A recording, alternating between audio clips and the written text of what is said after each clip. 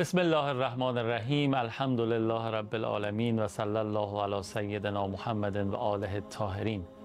با تو هر لحظه من بوی خدا میگیرد، عطر اخلاص و مناجات و دعا میگیرد. صلی الله علیک یا ابا عبدالله. سلام مردم، هم نفسای یاد خدا. الیک خوب باشین. خیلی خیلی ممنونم که وقتتون رو طوری تنظیم کردین تا بنشینید پای تلویزیون قاب یاد خدا رو ببینید که این قاب، زینت بخش این قاب حرم مطهر امامزاده شاه سید علی است در شهر مقدس قم که با 4 واسطه در واقع از فرزندان امیرالمومنین و با 3 واسطه از فرزندان ابوالفضل عباس علیه السلام هستند. ان شاء الله توفیق تشرف شما هم داشته باشید به زودی. با این امید آرزو ازتون دعوت میکنم که این یاد خدا رو هم تا پایان تماشا بکنید. میخوام با حاج هدایت عزیز و نازنین گفتگو بکنیم. بسم الله.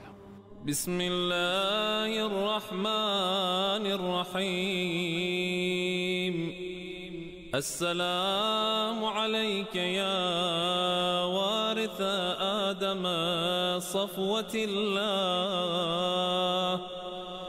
السلام عليك يا وارث نوح نبي الله. السلام عليك يا وارث إبراهيم خليل الله. السلام عليك يا وارث موسى كليم الله. السلام عليك يا وارث عيسى روح الله. السلام عليك يا وارث محمد حبيب الله. السلام عليك يا وارث أمير المؤمنين عليه السلام. السلام عليك يا ابن محمد المصطفى. السلام عليك يا ابن علي المرتضى. السلام عليك يا ابن فاطمة الزهراء. السلام عليك يا ابن خديجة الكبرى. السلام عليك يا ثار الله وابن ثاره والوتر الموتور. چقدر خوبه که شما اینجا هستین و حاجای هدایت هم هستند و میتونیم با هم دیگه یک گفتگوی معارفی و حسینی و امام زمانی انشالله داشته باشیم. آقا سلام علیکم و رحمت الله، خیلی خوش آمدید. سلام خدمت شما همه بینندگان عزیز، انشالله خوب باشید. میدونم که با توجه جلسات گذشته یه جورایی داریم نگاهمون به فضای مجالس تغییر میکنه. فقط بهتون بگم قدر این مجالس رو بدونید، پایان ماه صفر نشه و ما خوب بهره‌مند از مجالس امام حسین نشده باشیم. در خدمتتون. الهی آمین. انشالله ما در خدمت شماییم و خوشحالیم از این بابت. یادم افتاد اولین جلسه که این سری جدید با شما شروع کردیم، 3 برنامه گذشته، 2 برنامه گذشته، این برنامه 3 هست، با این سوال شروع شد که این حال خوبه رو ما توی محرم چجوری حفظش کنیم، تسری بدیم به کل سال. اون حدیث قشنگ کامل و زیارات رو فرمودید و انگار که ماها ارتباطامون با خدا، با امام حسین تک تک دونه دونه خوبه، قشنگه، ارتباطی هستش که میشه بهش تکیه کرد، اما همه ما که جزو عاشقا و دلداده ها و زائرای امام حسین هستیم، حالا با همدیگه هنوز به اون همدلی که از ما خواسته شده یک ترازی هست، انگار تا اونجا یه مقدار فاصله داریم. دقیقاً. تعبیر شما اون انی سلمون لمن سالمکمه، هنوز به اونجا راه داریم برسیم. نکاتی رو فرمودید در مسیر رسیدن به اون نقطه مطلوب، مثالهایی رو هم فرمودید، ما سراپا گوشیم. ببینید ما بخوام الان من یه خلاصه‌ای بگم، شما فرمودین حال خوبه چجوری ادامه پیدا میکنه. من اول گفتم که حال خوب کسانی که تو مجالس امام حسین هستن و توی دنیا این مجالس رو دائما سبک زندگیشون شده، این حال خوب تو آخرت ادامه پیدا میکنه. بله. این حال خوب تو خیمه امام زمان هم ادامه پیدا میکنه با یاران خاص حضرت. درسته. یعنی در واقع اون کسانی که توی مجالس امام حسین تمرین کردن که غیر از ارتباط با امام با هم ارتباط داشته باشن، دقیقاً این افراد یاران واقعی امام زمان علیه السلام هستن. حالا الان همین رو میخوام از شواهدش رو بگم و ما یه سوالی رو مطرح کردم، باز میخوام جلسه گذشته رو خوب مرور بکنیم. گفتم افرادی که ارتباط با خود امام داشته باشن الان زیادند. چرا حضرت ظهور نکردن؟ چون افرادی که ارتباط با همدیگه داشته باشن الان کمند. یعنی ما تو زندگی فردیمون تقریبا به اون نقطه مطلوبه شاید رسیده باشیم، ولی تو زندگی اجتماعی یه ذره گیر و گور داریم. حالا راجع به این موضوع الان می‌خوایم با هم کار بکنیم. ببینید روایت بعدی رو بزنیم با هم دیگه نگاه بکنیم. اومد محضر امام صادق علیه السلام. من تو یه خدا داشتم همین الان به همین روایت که می‌خوام بگیم فکر می‌کردم. احسن. آره. بزنیم برای برادران عزیزم بگم.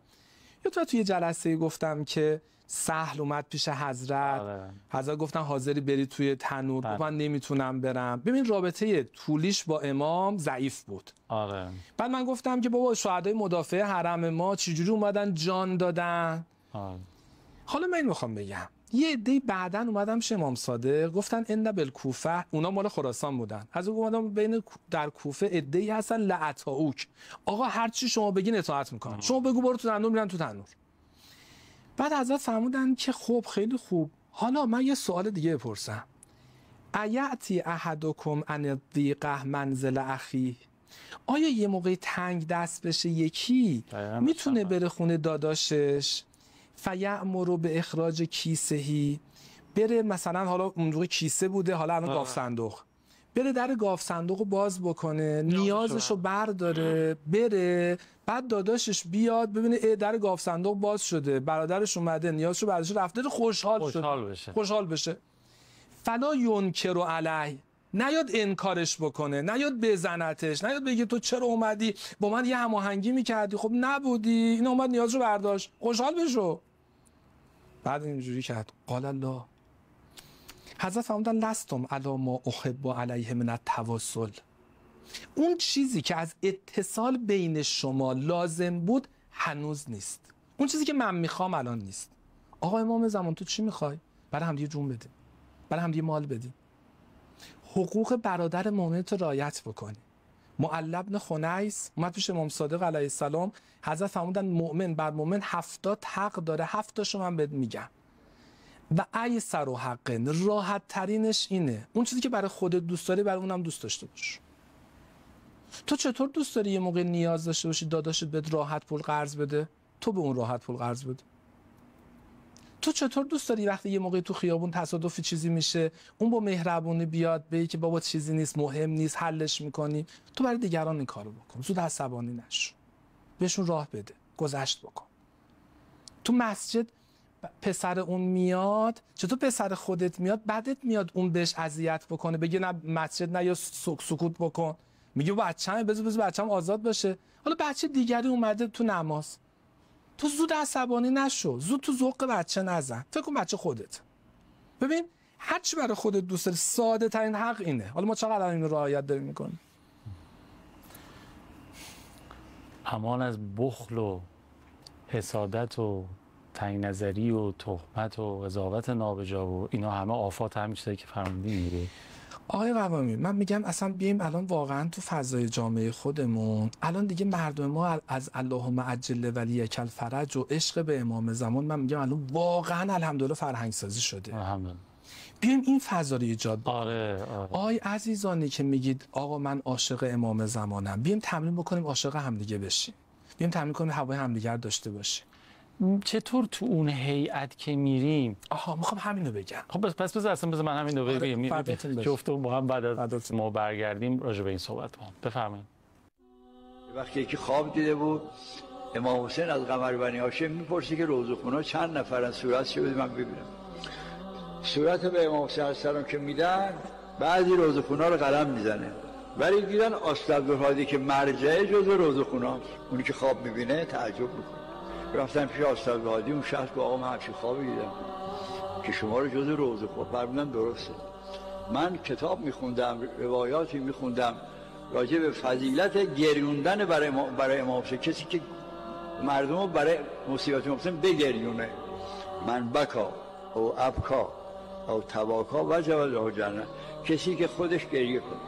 ابکا یعنی روزه بخونه دیگران رو به گریه بیاره، یا تباکا. آستالعبدالهادی فرمودن من روایت مطالعه کردم، دیدم عجب، خب ما خودمون چرا این کارو نکنیم؟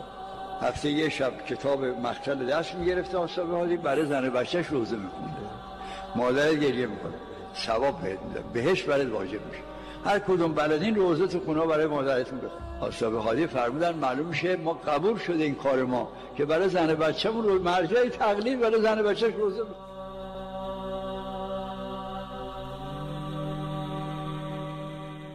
خیلی خیلی ممنونم که دارید برنامه خودتون رو تماشا میکنین.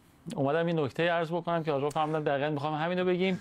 میخواستم اینو بگم که چطور ماها توی هیئت میریم از همدیگه سبقت میگیریم که یه خدمتی بکنیم، هر کی هر کاری بلده، یکی نمیدونم علامت بکشه، یکی بیاد زنجیر تقسیم بکنه، یکی بیاد کفشا رو جفت بکنه، یکی بیاد چایی بده، یکی بیاد غذا بپزه.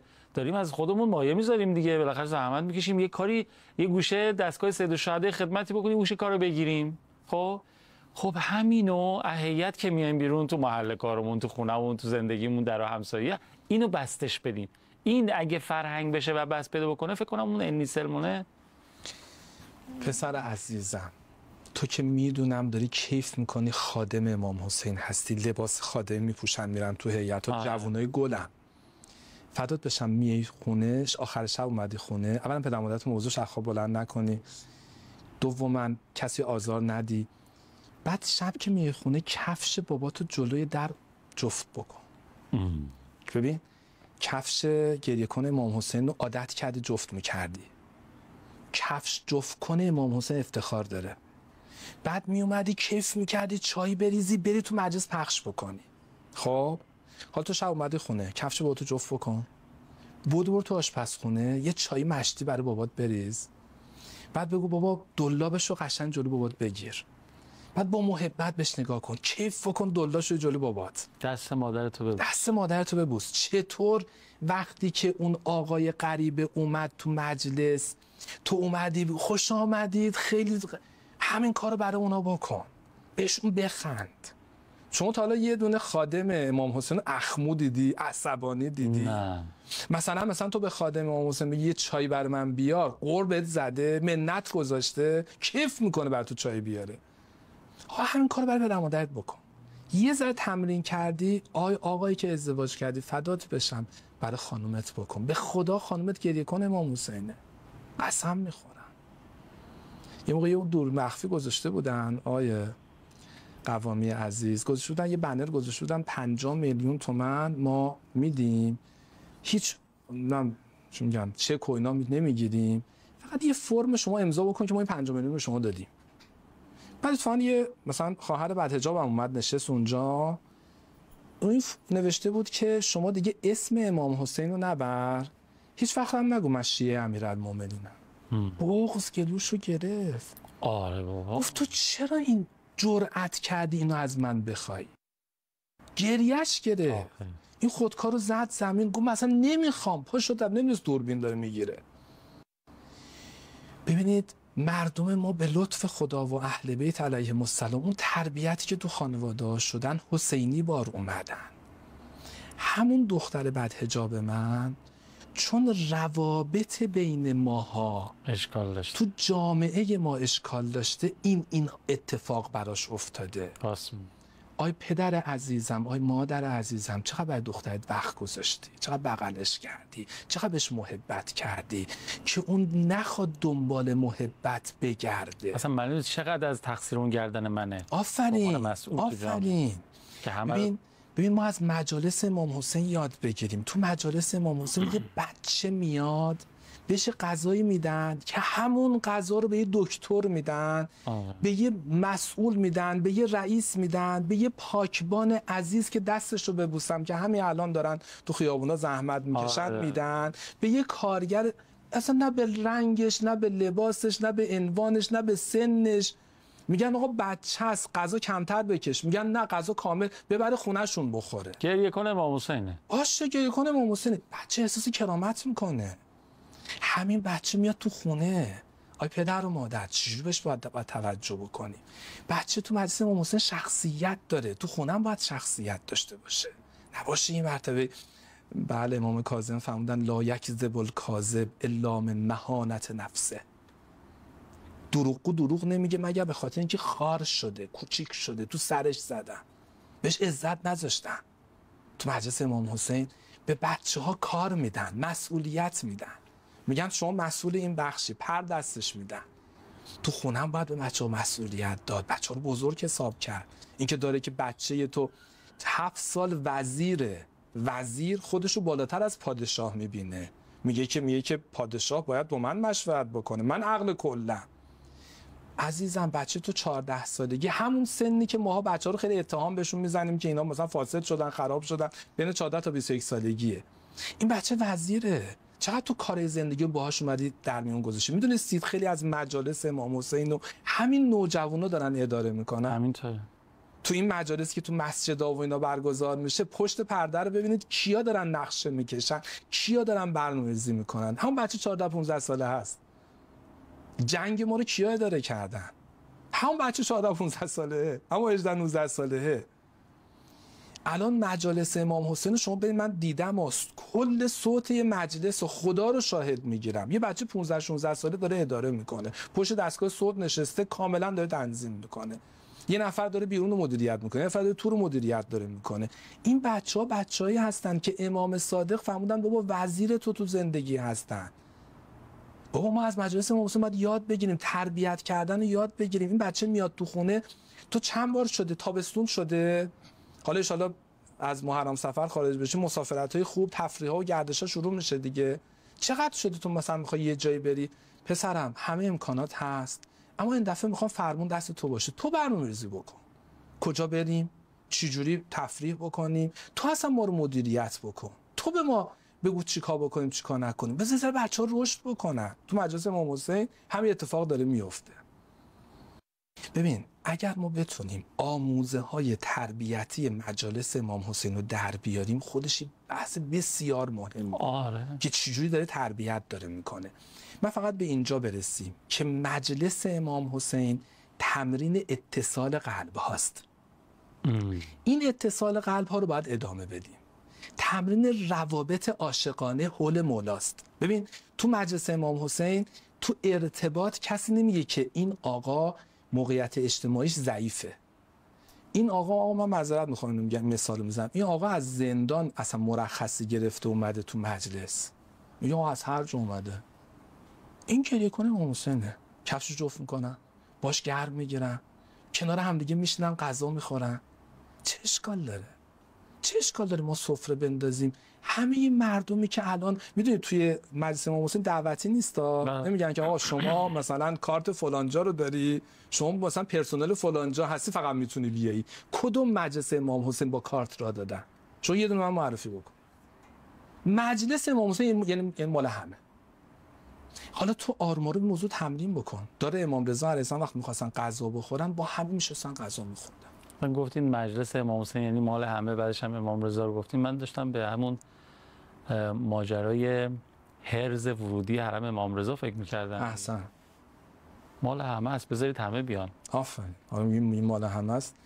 عبارت مالک اشتر امام علی علیه السلام در نامه 53 مالک اشتر اشعر قلبک رحمت للرعیه والمحبت لهم.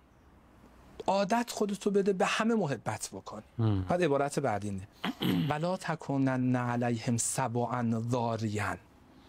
دنبال نباشی یه جوری ازشون عیب بگیری، یه جوری مچگیری بکنی، دستگیری بکن، مچگیری نکن، نخوای عیب بگیری. تو مجلس امام حسین هر کسی میاد میگن که آقا این چون گریه کنه امام حسینه، اگرم یه مشکل داشته باشه یه نفر میره آروم بهش میگه، کسی ضایع نمیکنه. تو جامعه هم همین کارو بکن.